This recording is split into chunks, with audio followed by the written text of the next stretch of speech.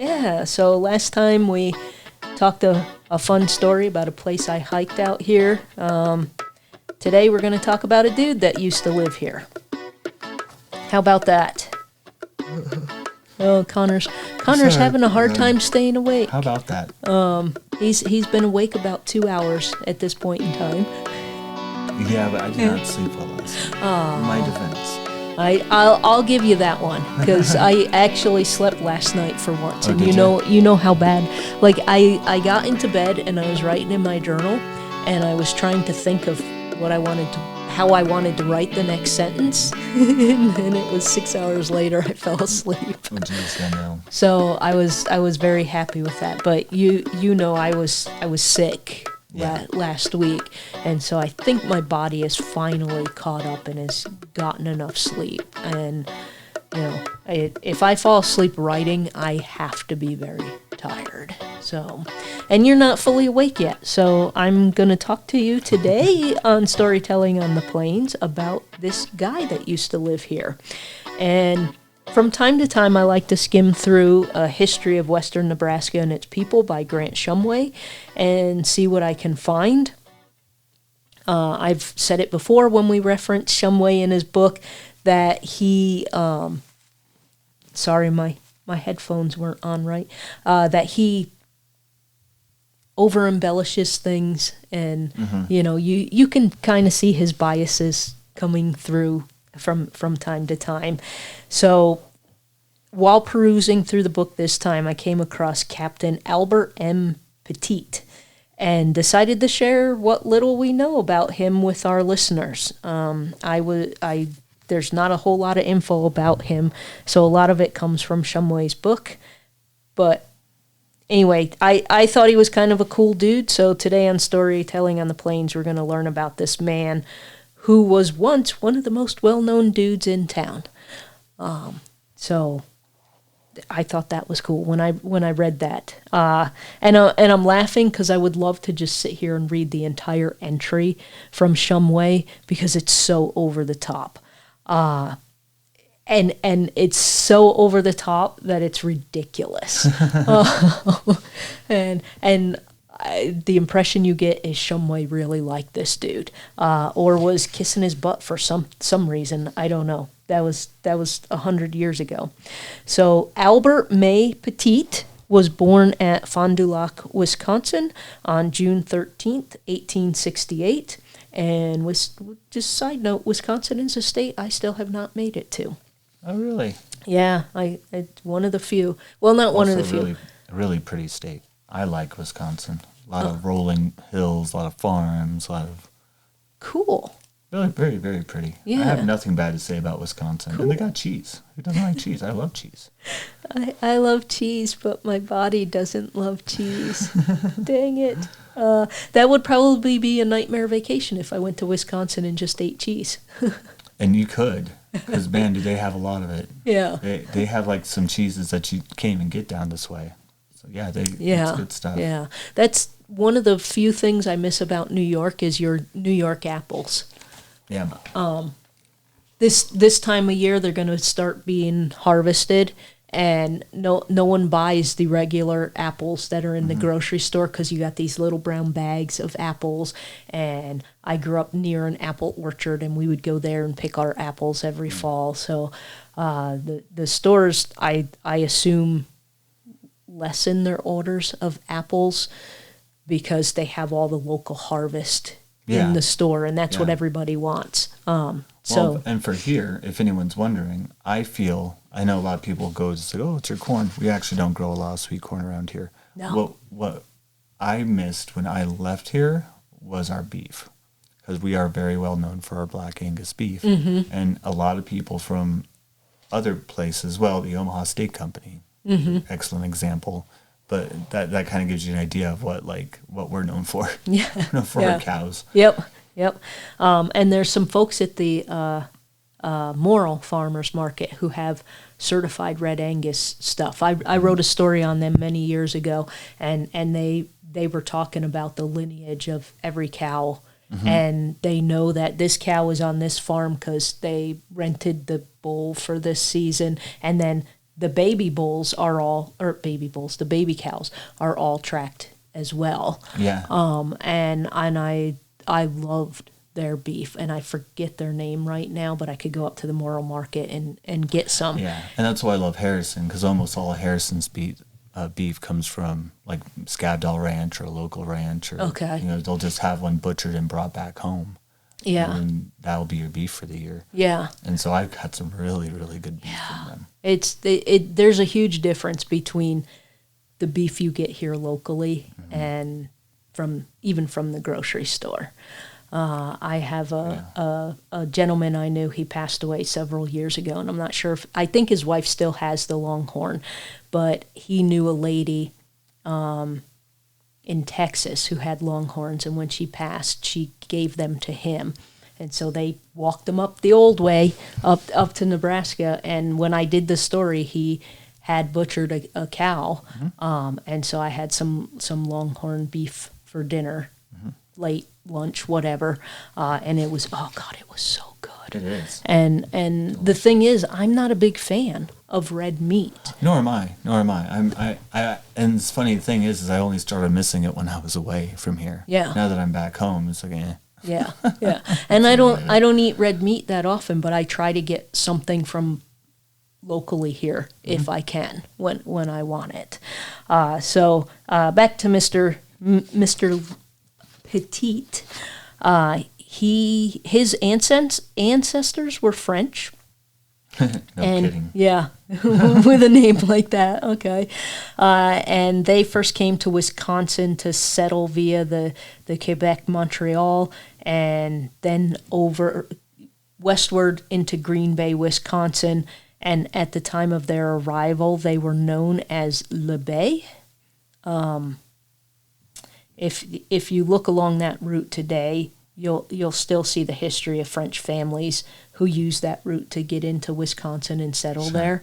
We got all the Germans here. Wisconsin got all the French. Yeah. I have to note that I laughed when Shumway wrote that a fine race they proved to be. So he was talking about how they emigrated here, and apparently the French were a fine race to be here. Yeah, sure. Yeah, got to remember this dude wrote this book in 1921, so it's over the top and sometimes unintentionally racist. Because I'm sure he was trying to be complimentary there, and it Sure, just yeah. Okay. Comes out a little weird nowadays. Yes.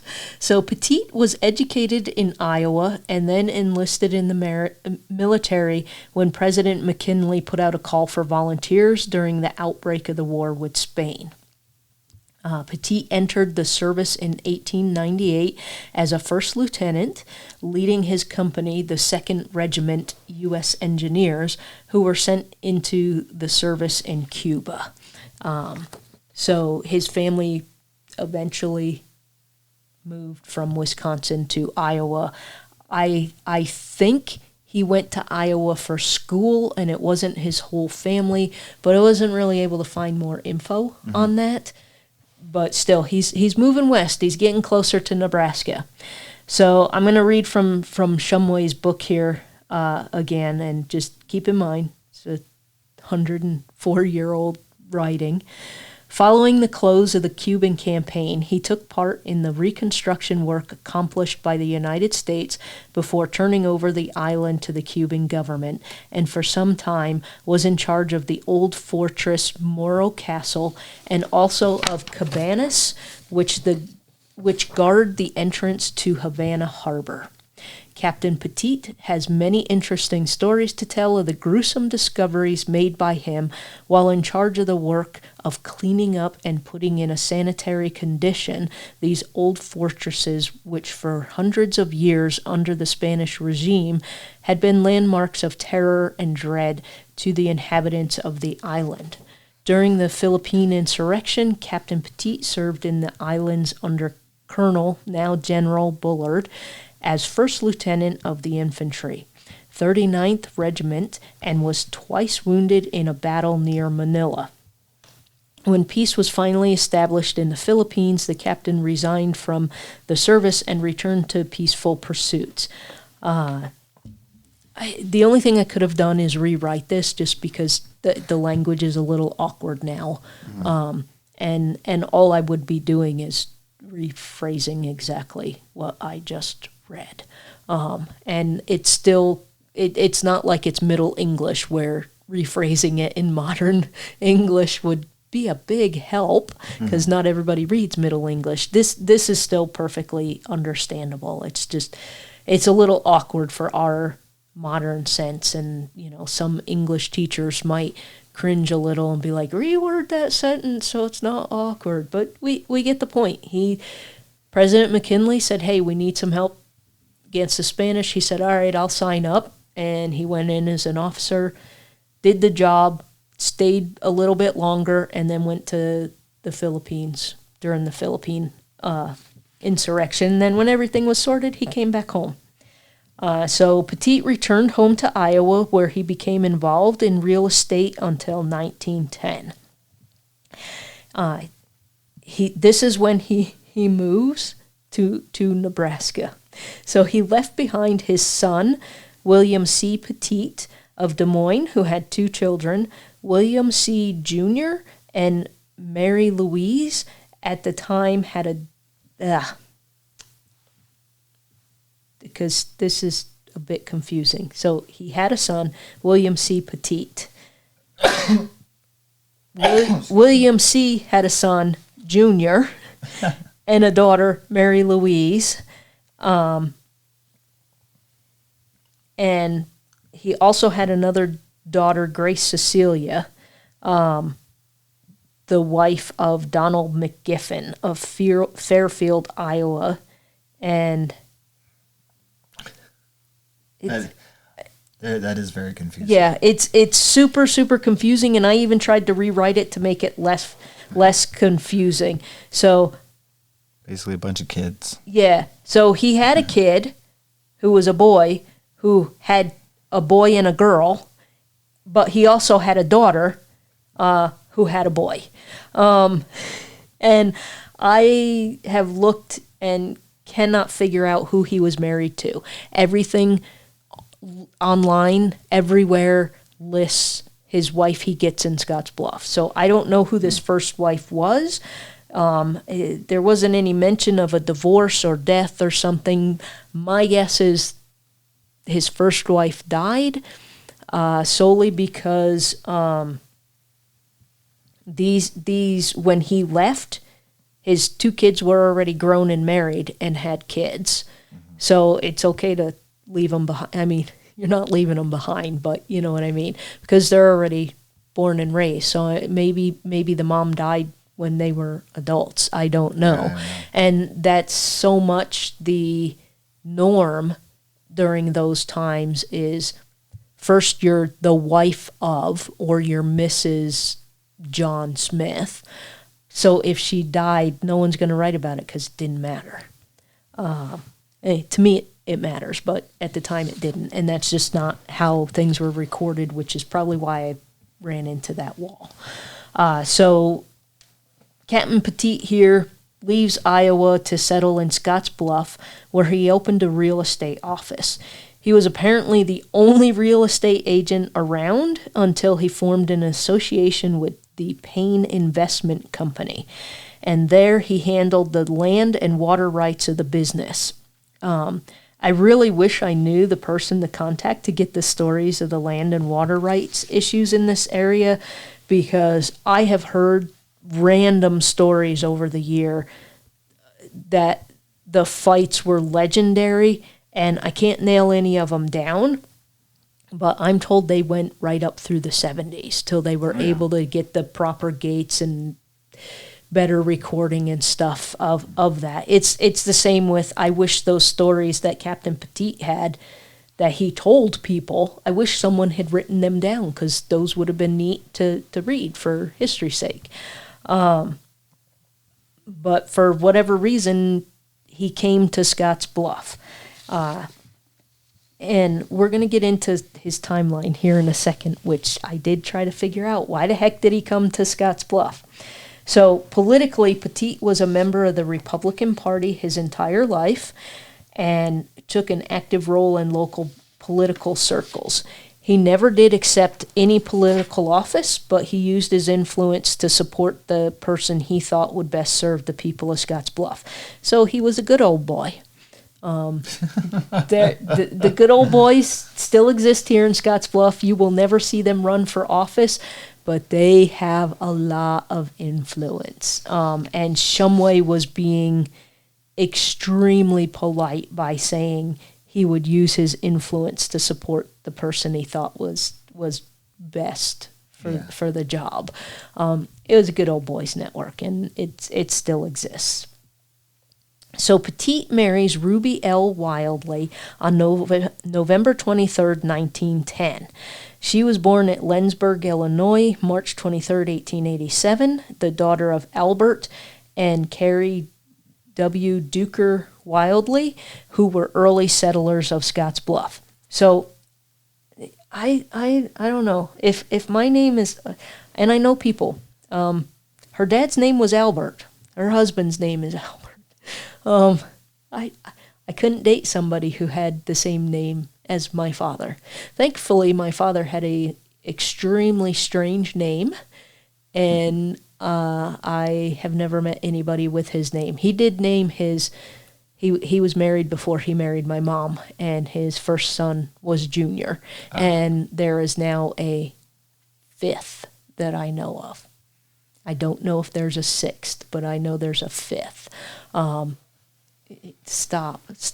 Give your kid a different name. It's a horrible name to begin with, and you're spreading it.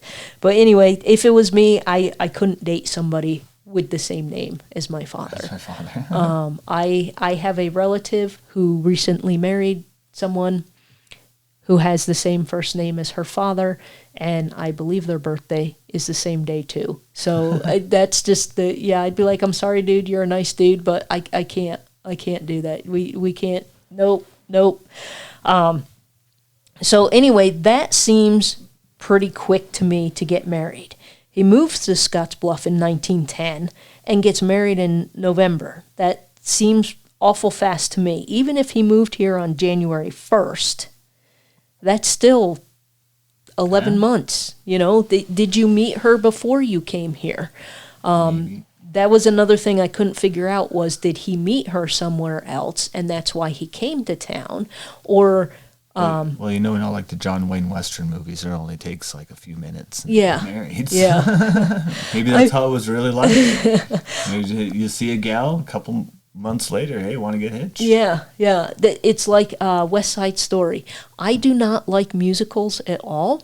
I actually finally watched Hamilton a couple of weeks ago, and I hated it. I was going to say, of all the musicals to start on, Hamilton, really? Yeah, I hated it. But back in high school, I watched West Side Story, the one with Natalie Wood, was the only musical I ever liked. So I shared it. I'm a very stereotypical gay guy. I like musicals. Oh, okay. I like musicals like no one's business. Okay. And it's like, yes, get me to the musical. Yes, please. And someone just recommended a couple of them to read. And I have them written down. I'll go read them, but I probably won't watch them. But anyway, I liked West Side Story. And I shared it with a friend because I go, you have no idea how big this is. It's a musical I actually like. So it's over. And she goes, oh, so basically she met this guy, and 2 days later she's willing to die for him. I was just like, and then she just kept going on. She like had the timeline down, and I'm going, I'm not kidding, Connor. This happened in 1991, and I have not watched West Side Story since then. I'm like, you freaking ruined it for me. That was me in Grease. I kind of ruined that one for myself. It's like, so wait, like the movie starts and they're basically like summer hookups. And she comes back to the same school as him for some reason, miraculously. And then by the end of the movie, they're practically married. Yeah, yeah. And the car's flying. It's like, I don't know. I don't know what's going on. Yeah, I hated that.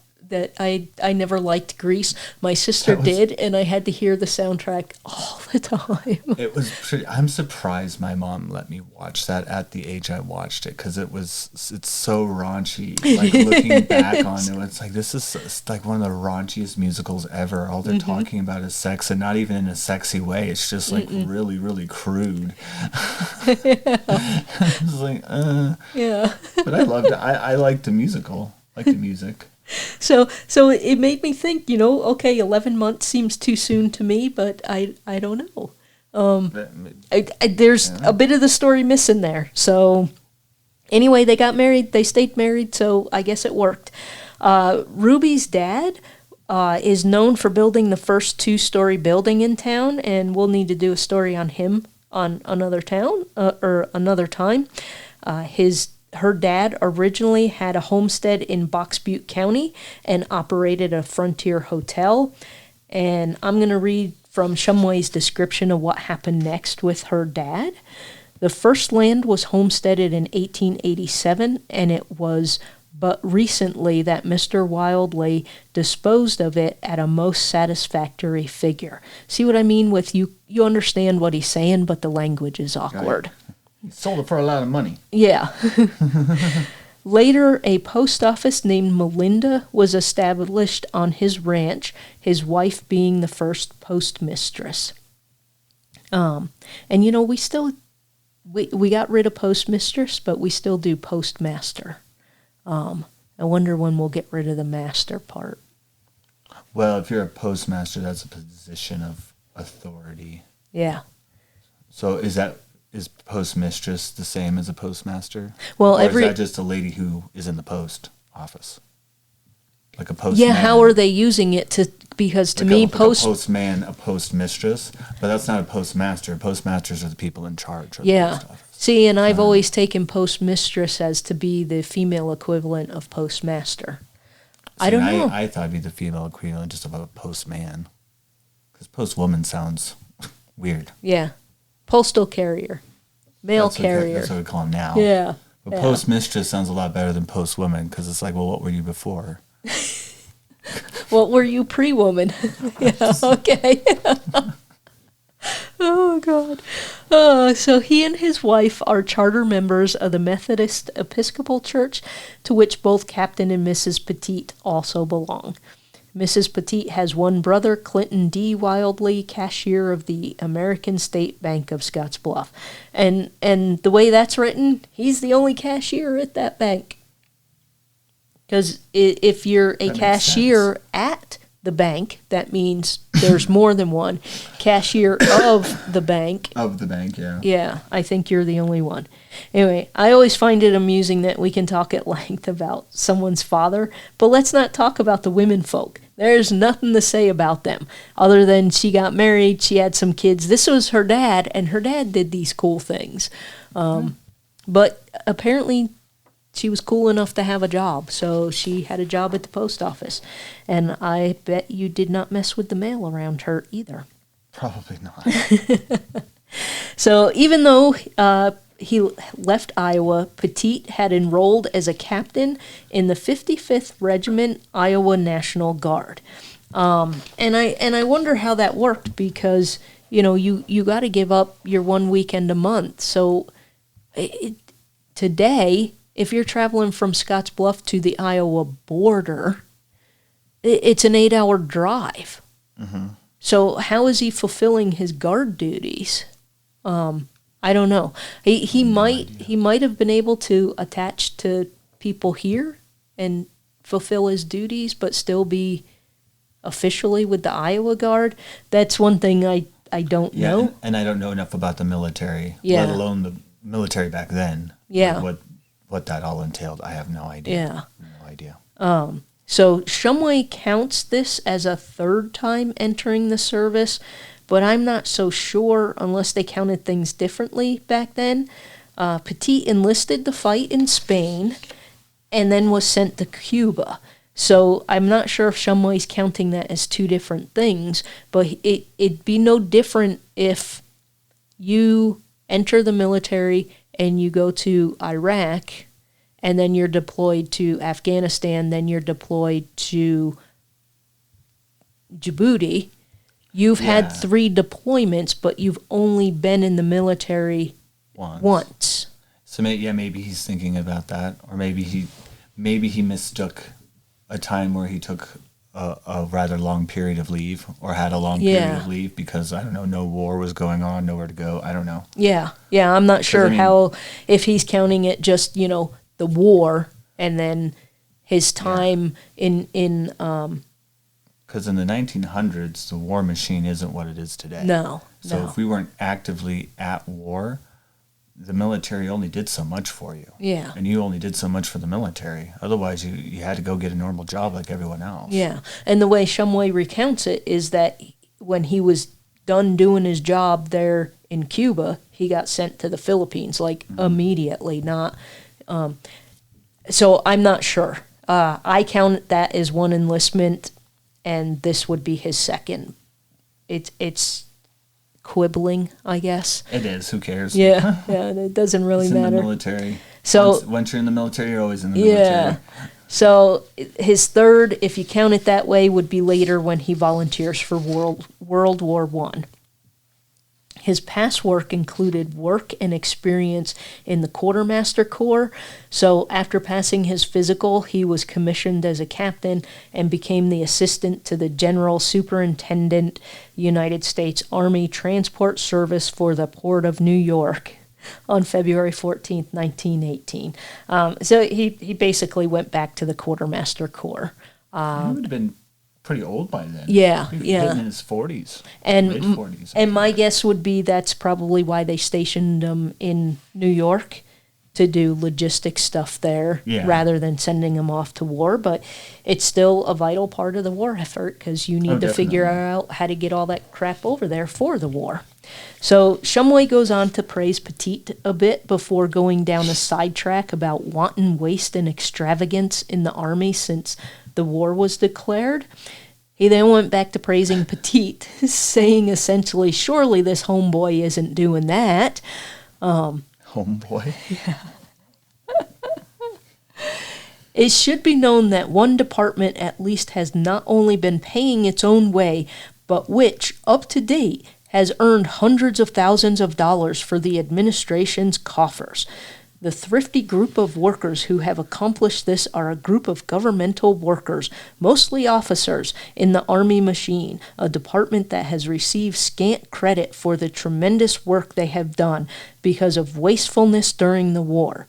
It is the labor employment branch of the Army, and when the record of its service is written, though it may be garnished with silver chevrons denoting exclusively at-home service, the public will be proud to acclaim it.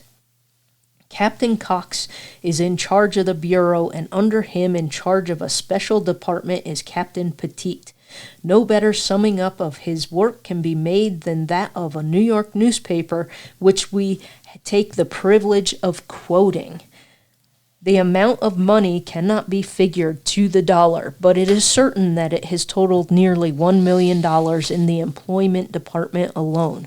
All this money is saved by the insurance and compensation department under the direction of Captain Petite, a veteran officer who has proved himself adept in his new calling as he was in the numerous campaigns in which he participated. Captain Cox supervises the establishment, which has 3 floors in the Day Street building, 54 Day Street. On 100% efficient himself, he has with him a staff as capable. So, what does that even mean? Basically, it's the same thing that happens with every war. There are people that are ticked off that the military is wasting money and spending money, and it's out of control spending. Yeah. But they find one dude in one little department that's saving money, and that's kind of like the point of his department is to logistically get things shipped where they need to be as cheaply as possible. And it happened to make it into the New York papers. and Shumway read it, and so then decided I'm going to quote this because this dude is from here. I mean, I had to do a story one time on some dude who made cookies or something. I don't know. It was some confectionery whatever, but he's from the western Nebraska. I think he was from Alliance. I don't even remember, but he had moved to New York, and had and it's just another fad. Oh, he's from here. We need to do a story on him. Okay. If you insist. That's kind of how I got it, and it makes sense to me why Shumway just goes on and on and on about what a great guy he was, because this dude was involved in real estate, so he was a mover and shaker in town, and then he goes away, he volunteers for the war, and now he's saving the government money. So they're putting him up on a bigger pedestal than I think he needs to be on. So while Petite was in New York, his wife Ruby remained in Scottsbluff to look after their property. And again, I'm going to read from Shumway a little bit. She is better equipped for this work than the ordinary woman, and she was reared on a pioneer Nebraska homestead, whereby circumstances she was forced to grow up self-reliant, to be quick of thought and action. So again, here we are. Oh, she's a good old Nebraska-raised girl. She's better. She's raised like a cattle. She was reared on the pioneer. Yeah.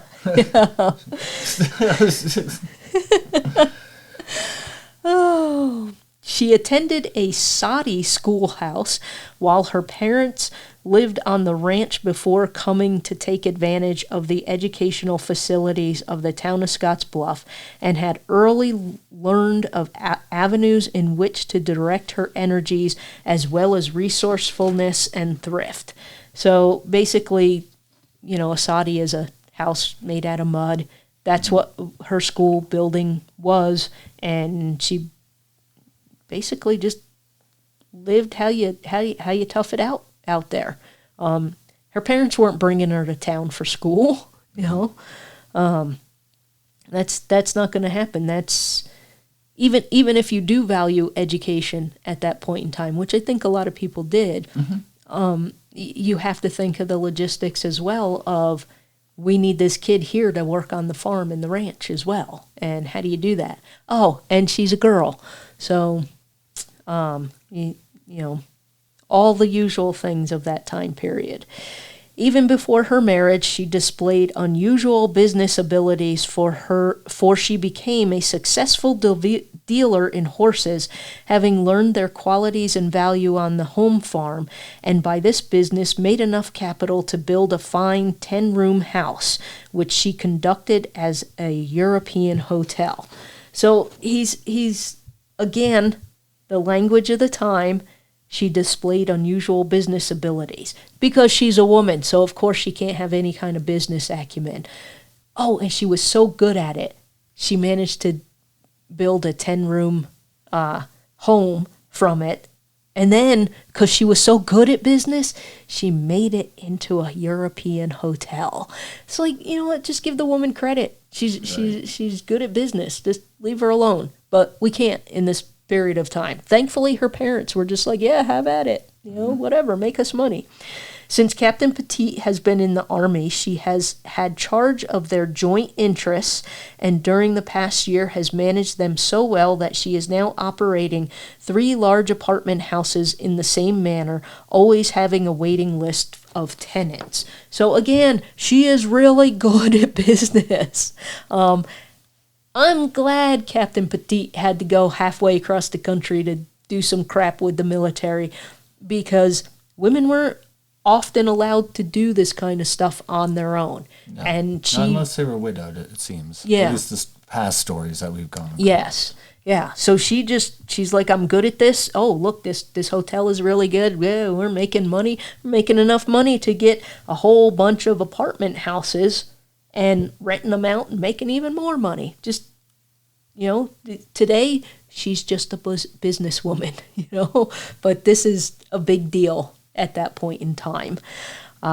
Her entire family is well known in county, and both she and the captain hold an estimable place in the community where they are regarded as two of the most patriotic, substantial, and progressive citizens, as they support most liberally all movements for the civic and communal welfare. So if you go back in time and you think about it, you know, yeah, Petite is and always was a Republican. Flip that to today. So he would be a Democrat today. And it just seems like they were very engaged people in the community and were always trying to do the right thing for the community, and they made a crap load of money. Happened to be here at the right time, right place, where it was something they were able to do. So after the war, Petite returns home, where presumably he goes back to his daily life. I couldn't find anything after this time period other than he died on April 10th, 1950 at age 86, and he's buried in Fairview Cemetery in Scottsbluff. I don't have the money to go and request service records to, you know, see if he did come back, you know, what all else he might have done. But he was pretty much in New York the whole time during the war. Not that I'm not discounting that at all. There probably isn't anything else, because he was assigned to that office in New York. War ended, he came back home. It's not like he went to, you know, he had to go fight in the trenches in France and then got sent to Italy and then got sent here, there, and everywhere else. That's where he was assigned. That's the work he did during the war. So I don't think there's really anything else there other than that's where he was. So Ruby passed away on August 20th, 1939 at age 52. So I'm wondering if he just had bad luck with the women that he picked, because he outlived both of whoever his first wife was. So she is also buried in Fairview Cemetery, and yeah, in case you missed that, he was 24 years older than her. She was 23 when they were married, and he was 47, and as far as I can tell, they never had any children. This would be questioned today. Was it? Will it? I don't know. I don't think that's questionable at all today. 23-year-olds marrying 47-year-olds. Well, I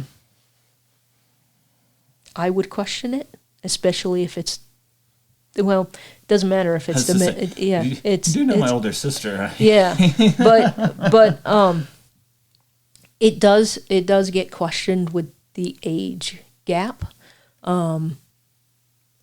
He was 47. I don't know, was it because she was 23 and she hadn't been married, and they're like, look, you need to get married.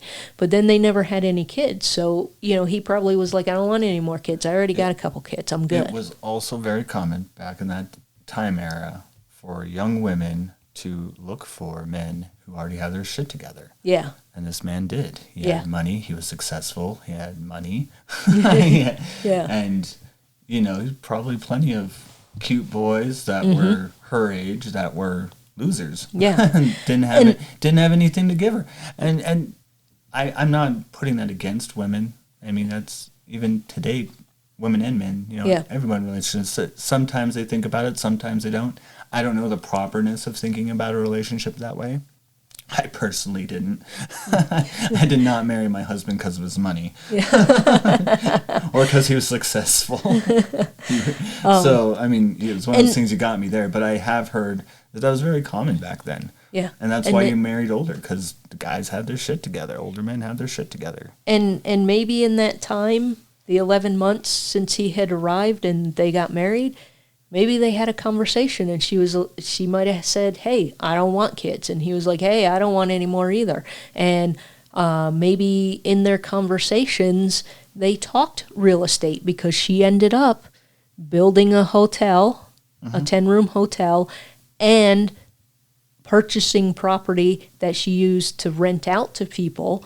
So he maybe already knew she had a good business And sense. and you really can't tell unless you had her letters. Yeah. Like, because he was gone in New York. Yeah. So was there lots of loving terms of endearment letters? Was it kind of like, here's the rundown, Yeah. see you later kind of thing? Yeah. So who knows? Yeah. So it will always just be speculation. But my guess as well is she was 23, and there was probably some pressure from the family too that Could have been. you're 23. It's Could have time, been.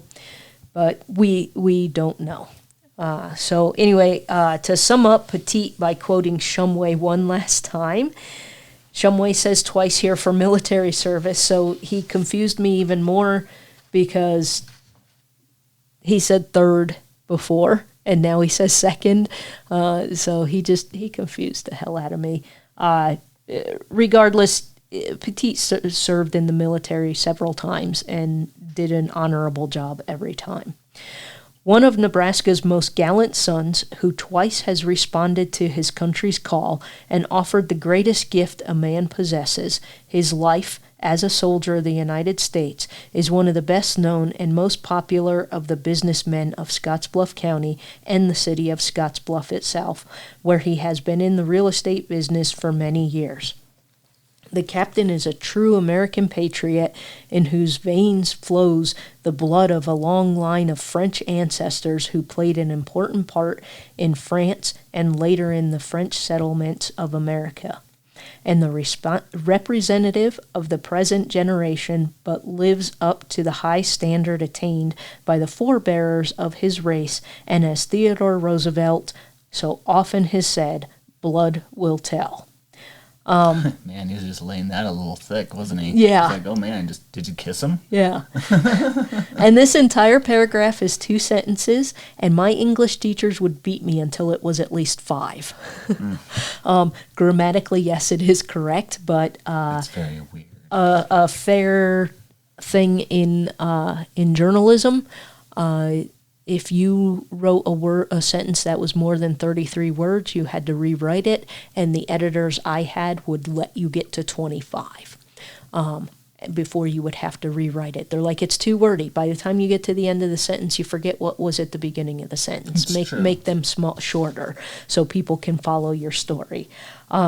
And when I was reading this, I wanted to rephrase it, and I'm like, you know what? No, this is another example of how wordy language can be, and that's how it often was, and we don't need to do that anymore. And Shumway likes to gush. Yes, and he massively gushed here.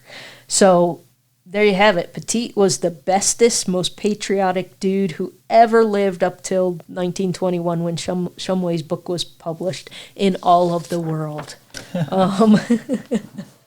And it's a little shorter episode today, but there wasn't a lot to find on Petite. But That's kind of funny.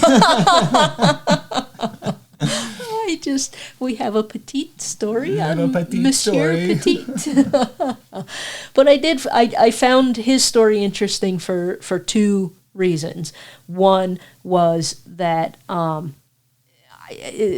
there were good examples of the wordiness of language, and also, Captain Petite, it didn't even seem like a hesitation. He was just like, yeah, okay, President McKinley, you need help, I'll sign up, what can I do? And then, we need some more help? Okay, I'll go back and I'll help again. Yeah, I'm a bit older, but I can still help. And he did. He went and he served the military in New York. He didn't see action in World War I, but that doesn't matter. It's probably good for him. Yeah, yeah.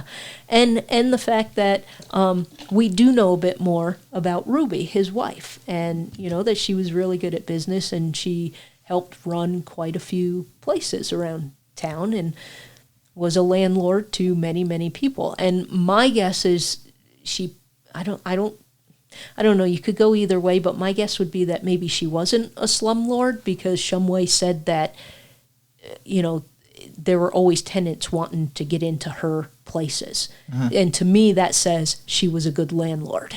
Oh, sure. Yeah. So it just has a couple of little bits of different things that you don't normally get to hear about everyday life 100 years ago here. And next week we'll be covering a couple of stories that are a little farther south from us, near the border. And the next two stories are related to each other, but they will be two separate episodes. And you'll just have to come back next time to hear what they are. For now, I am Irene. And I'm Connor. And this is Storytelling on the Plains.